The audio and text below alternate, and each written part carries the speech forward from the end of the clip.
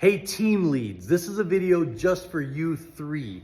Hey, as we head into this new era of ministry with 3 services, first of all, I gotta say thank you. I am so excited to have you 3 as team leads. I've been at High Point Church since 2017, and this is the first time we have had a team lead for all 3 of the areas of ministry in High Point Kids. And so I am entering this stage of ministry with super high excitement and anticipation of what God's gonna do. And as Pastor Caleb often says, the best is yet to come. And I really believe that in big part because of you 3 leaders. I wanna just give you a quick encouragement and little challenge to every week, starting at the beginning of the week, ask yourself, what can I do this week to just advance my area of ministry, even in a little way? One of my favorite books that I read was called Make It Happen by Lunch. And the challenge of that book was that we often want to wait for big openings of time or big chunks of time in order to tackle big projects.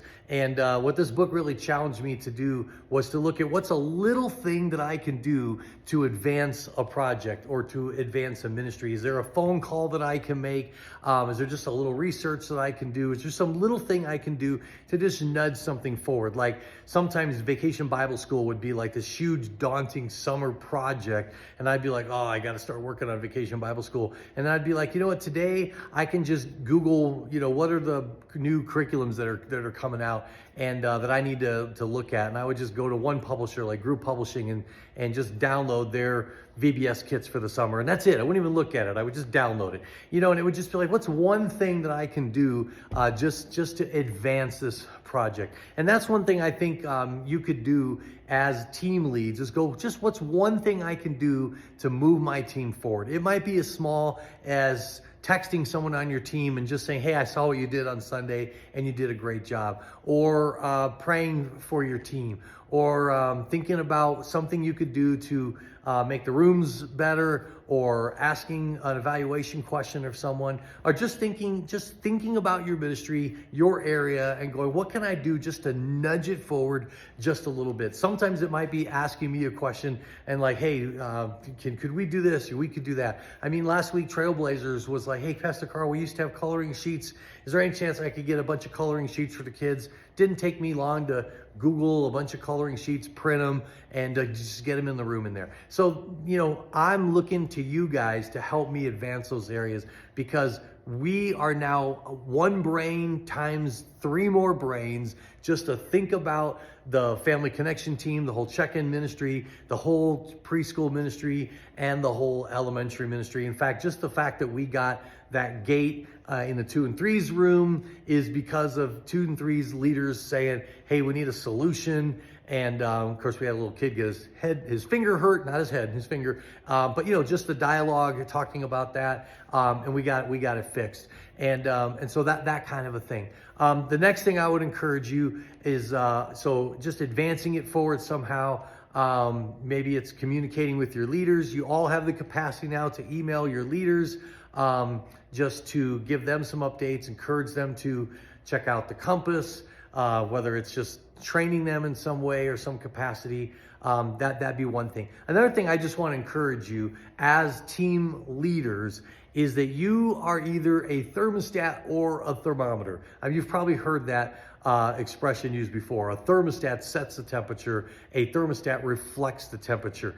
And so as leaders, we need to make sure that we are 100% positive, encouraging. And I know with the 3rd service and with people canceling or a kid getting hurt, or people not showing up or whatever it could be, resources or things that go wrong, we've got to make sure that we are always positive, wording things in the positive. And even when frustrating things happen or things go wrong, make sure that we always verbalize the positive. Make sure that we look on the positive, the silver lining, or say, you know what, we'll look into that. You know what? Or, assume the best of people. Make sure we don't say anything negative about other people. And even if things get stressful, make sure we don't talk negatively, and I'm not saying anyone has, I'm being proactive here, talk negative about the 3rd service or being stressed out or, whoo, that was a rough Sunday or whatever, even when we do, because we make sure that we keep those frustrations or problems or negative situations or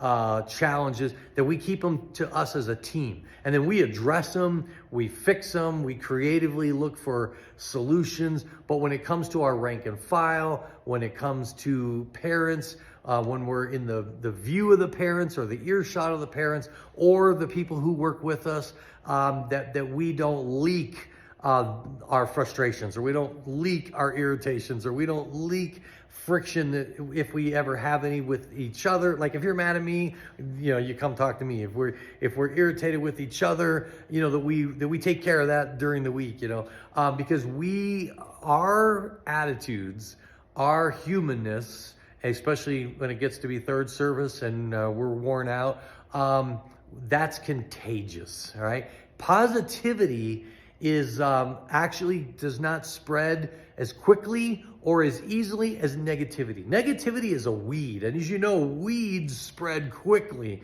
So negativity spreads quickly.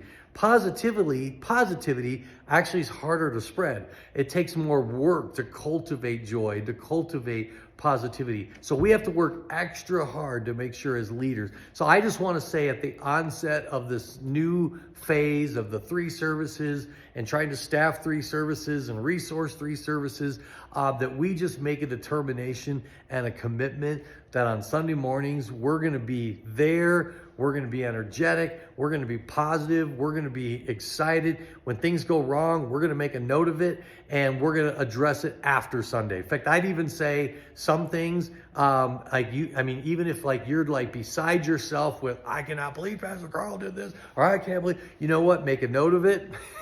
No, you might have a long list of notes. Make a note of it in a notepad or something, and then save it up, and then give it to me Sunday night or email to me, and then we will address it, and then we will take care of it, and we will creatively figure it out, because you guys are smart and you guys are creative, and I know you'll have solutions most of the time, might even be better than anything I'll come up with, and then we'll conquer it.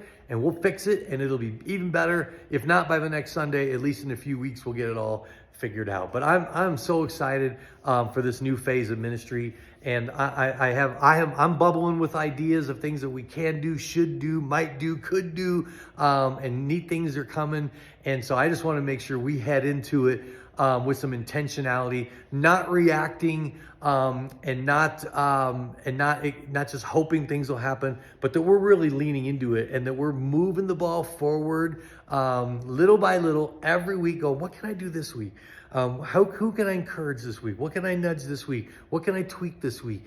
And I want you to know, I'm going to be leaning on you guys. I wish we could meet together more often. I know it's hard with work schedules and stuff, so that's why I'm going to be trying just to do some video encouragements using the group me to just give you little nudges and challenges. I hope you're receptive to that, so that while we're separate and while a lot of it's digital and stuff like that, that we can work together. And I hope it's a two-way street. I hope you'll send me communication, send me encouragements. I need encouragement too. And then together we're just going to be rocking the doors. Our mission is not just a statement. It's really our passion that we want every child who comes through our doors to feel loved, to come to know Christ, and to find a place where they can grow through fun and life-changing experiences. And you are a big part of what's going to make that happen in this next stage of ministry. And so thank you again for stepping up into leadership. Let me know how I can encourage you, resource you, equip you, and give you the tools that you need so that you can succeed in your role, and in turn, equip and encourage those who God has placed under you, so you can equip and encourage and shepherd and empower them to succeed as well. Because I think in 6 months, we're going to have a ton of children's workers.